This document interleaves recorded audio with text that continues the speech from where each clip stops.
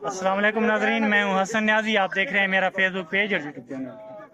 कहते हैं कि ईद तो जो होती है ना वो बच्चों की होती है।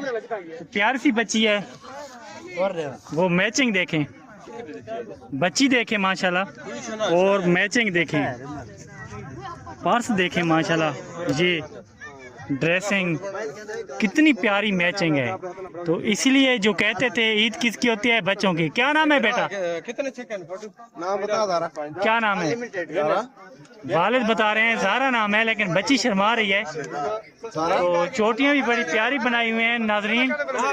नाम बताओ। ज़ारा फातिमा। कमेंट सेक्शन में बताओ। ज़ारा फातिमा। क्या नाम है? ज़ारा फातिमा। ज़ारा नाम है, ज़ारा। हाँ, बड़ी क्यूट सी बच्ची है नाजरीन। कमेंट सेक्शन में ज़रूर बताना है इसकी जो मैचिंग है आपको कैसी लगी है, और इसकी मैचिंग ऐसे करने पे इसके वालिदैन को कितने नंबर देंगे।